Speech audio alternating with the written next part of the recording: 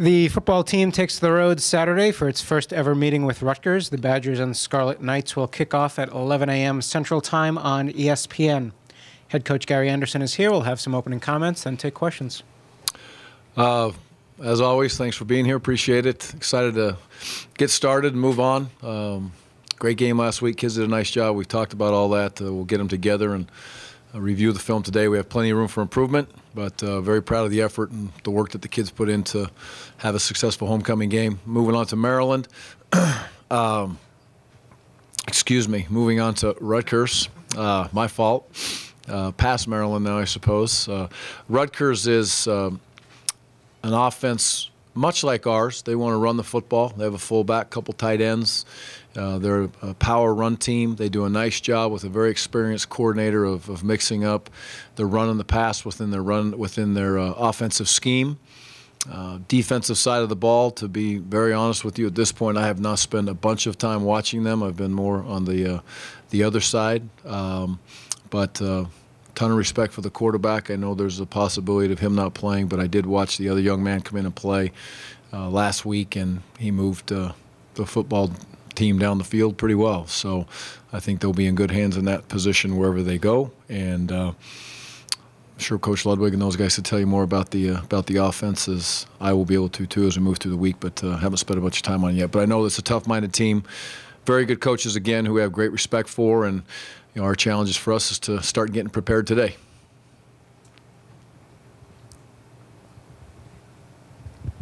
Gary, just in general, if they do have to go to their backup, that Laviano kid, I'm sure you don't have a lot of tape on him. Where do you go to find what he might do differently than the starter, even though it doesn't appear their offense is going to change dramatically? Yeah, I don't know where we would go to really find anything different that would make us think the offense is drastically going to change. It did not in that setting.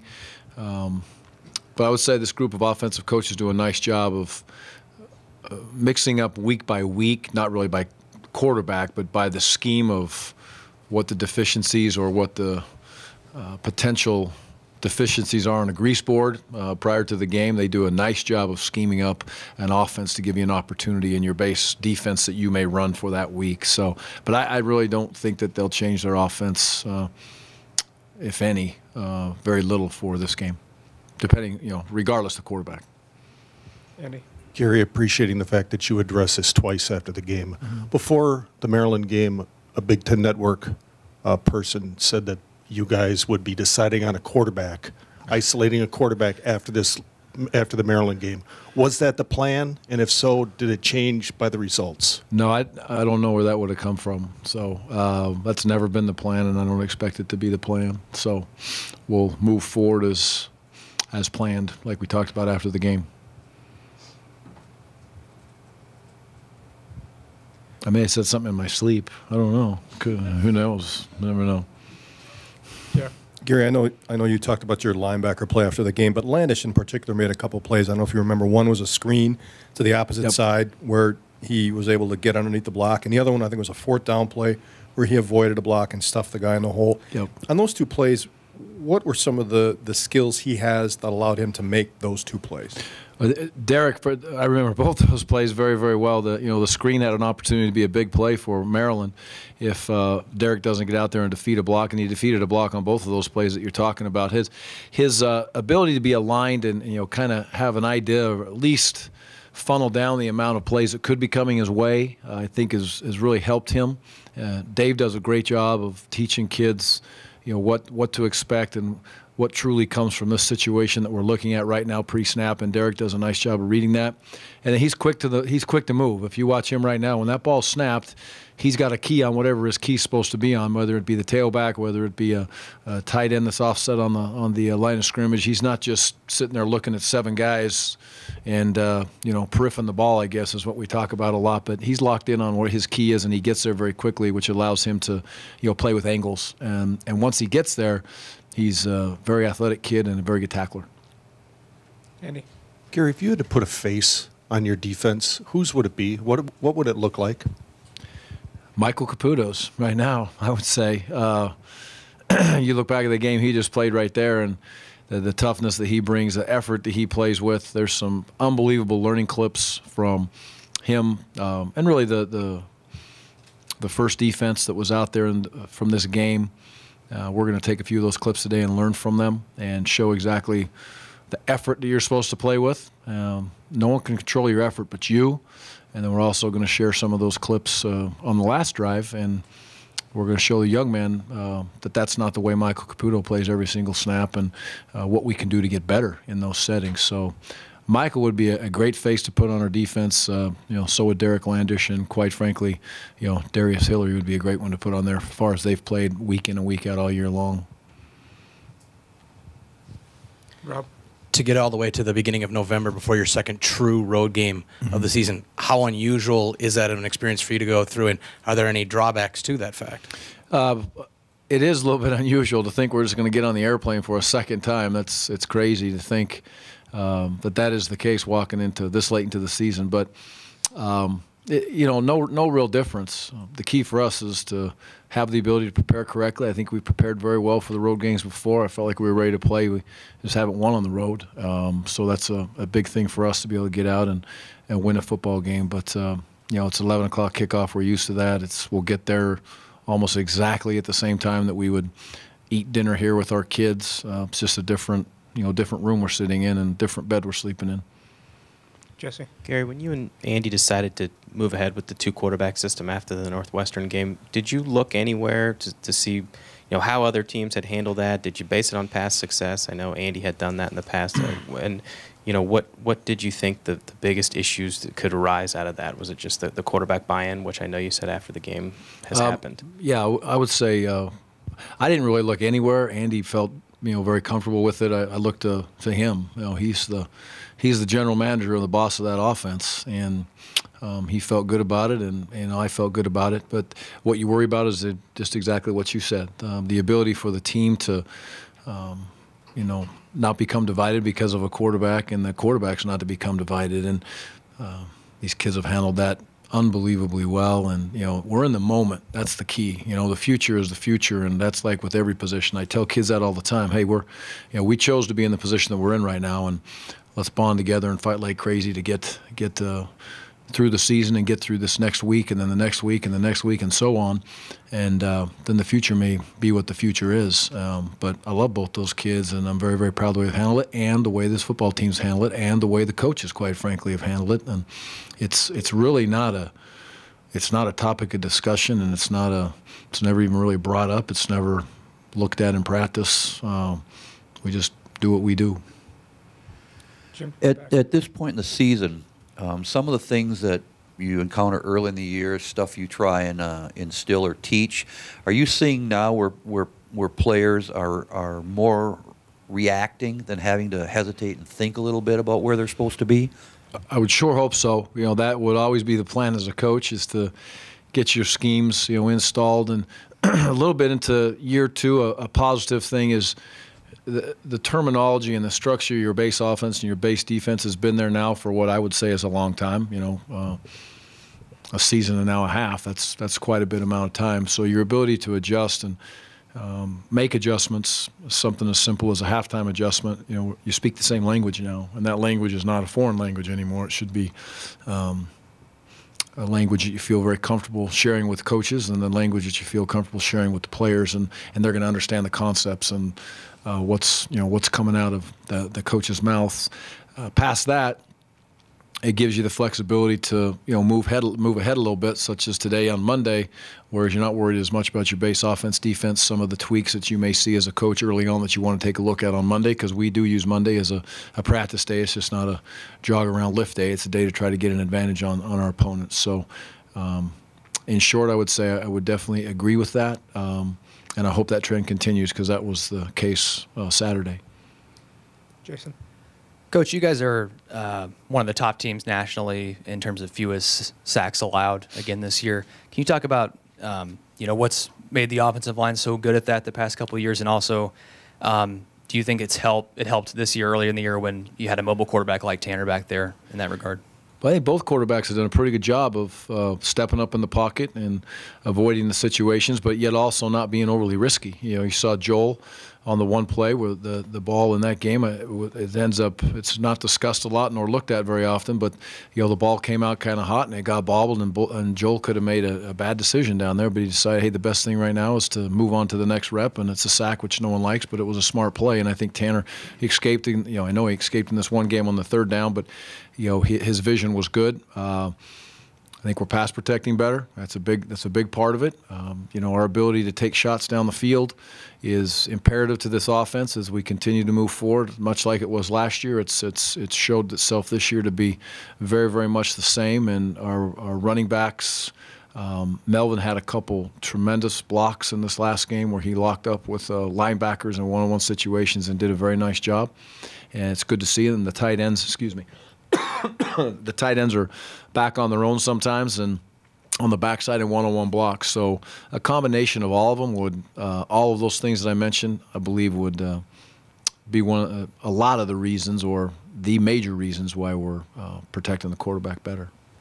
Jeff? Gary, a couple days removed from the game now, do you anticipate that both Herring and Watt, based on what they were able to give you Saturday, their workload will increase this week? Because I don't think, did Warren play on the outside at all, or just on the inside when you had 3 down linemen? I think you're right. I think just inside. I couldn't say that for sure, but I don't remember seeing him as a defensive end. I saw him at the nose all the time. Increased reps would be a yes for him, definitely, and Derek would fall into the same. If I look at the grade sheet in my mind right now from yesterday when I looked at it, I believe 16 or so was the reps for Derek. And it's a good first number to start with, and we can continue to move forward with more reps out of him this next game. Rob? Gary, what can you tell us about High Point Solutions Stadium, and how do you get your kids ready for a venue they've never played in? We're not going to go to the stadium just because of the timing of the charters and the plane and everything that's there. We'll talk to them about it, and it's going to be a nice locker room, and it'll be fine to get dressed in. So we really don't change much unless it's a venue where we think maybe if we're going to play on grass instead of sports grass, it's going to be a sports grass field. I'm sure it's going to be a very nice stadium. I was there many, many years ago in the off season to go visit Rutgers, but that was a long time ago, and it's a nice town. It's a nice setting.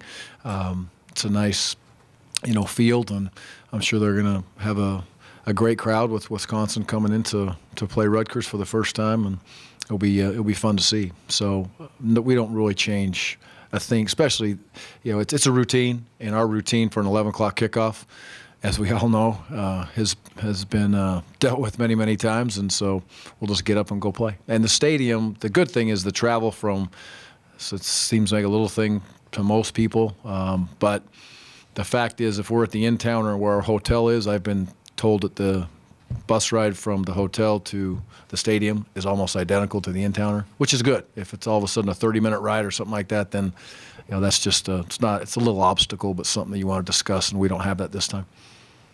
Jeff? Gary, you mentioned effort earlier today. I don't know if you're going to point out, if you already have.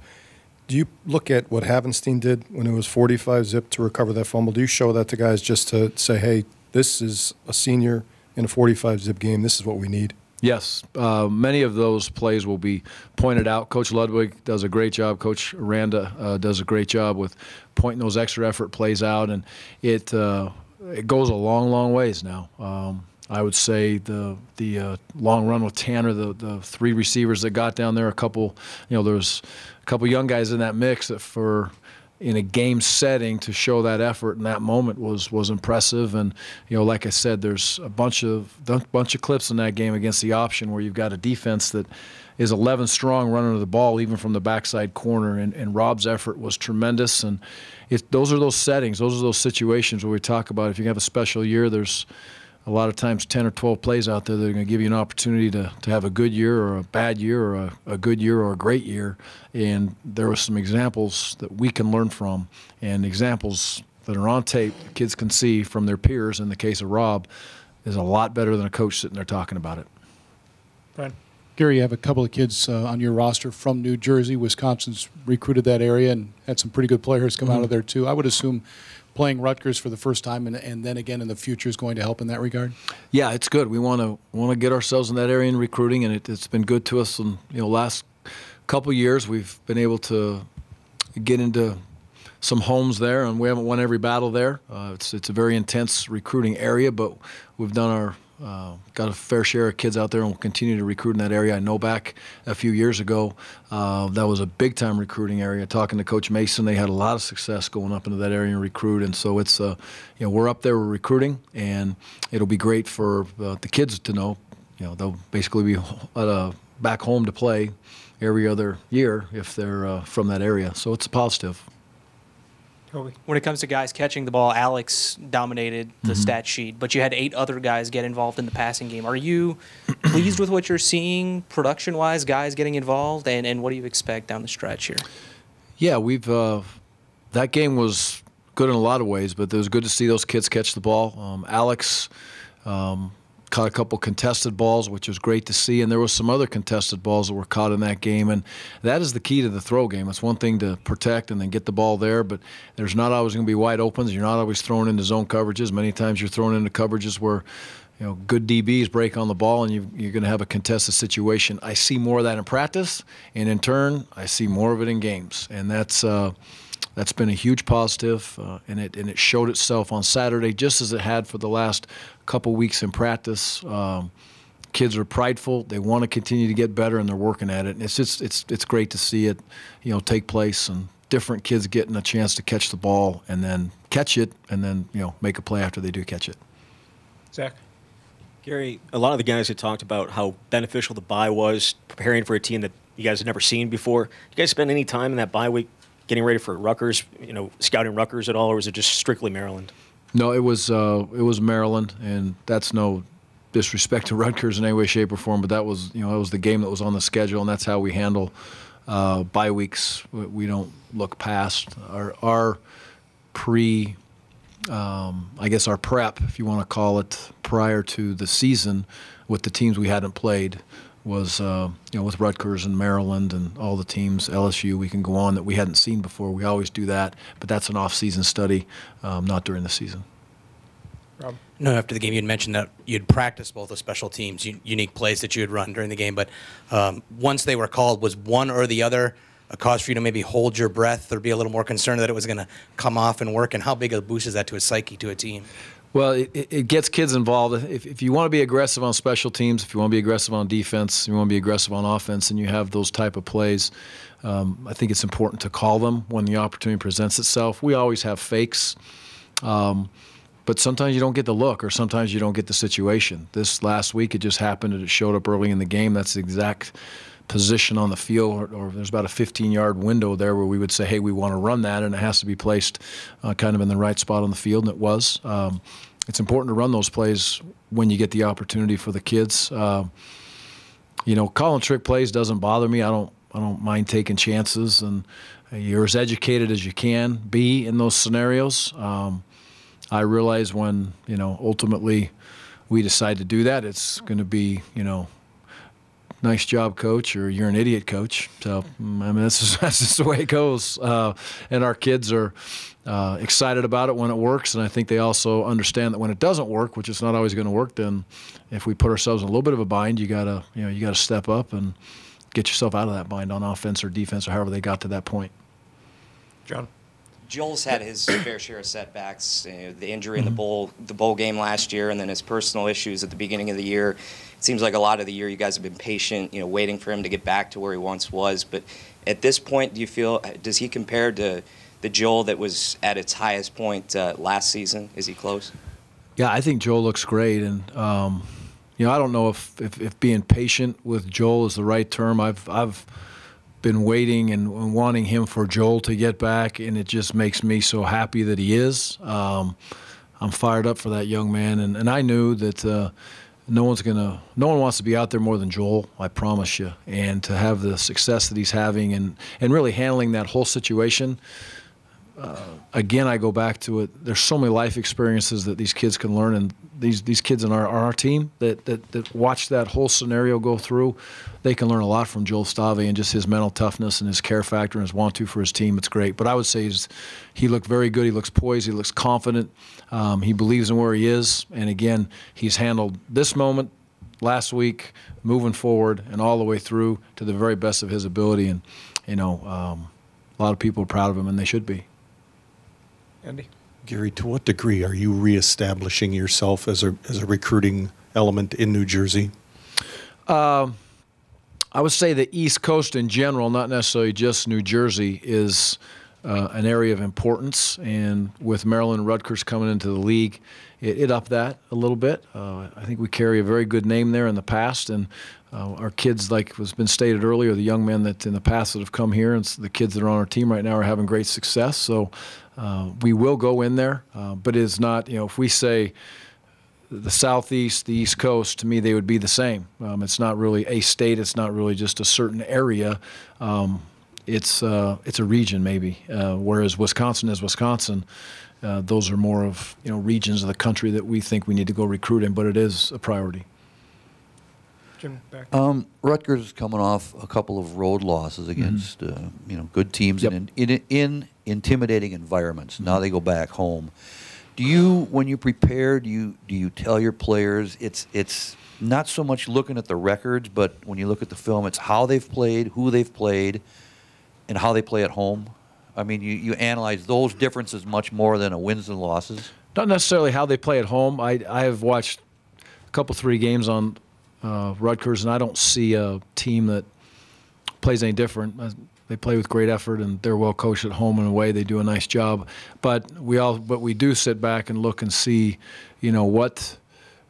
watch the film, not necessarily the record. And you said it best, when it doesn't matter what the record is. This team has won a lot of football games, but I don't care who it is. If it's a team that's the last game of the year and they've won a game, you're going to sit there and still put everything that you've got into it by the way kids are playing on tape and the schemes that they have and the players that they have and how the coaches are coaching them. So, to be honest with you, if you ask me right now to go, what's the record of, 6 of the teams in the Big Ten?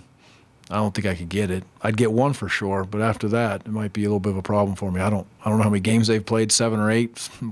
I don't know, and I don't think our kids know that either. They just better respect their opponents in this league week in and week out, regardless of the record. Anything else for Coach?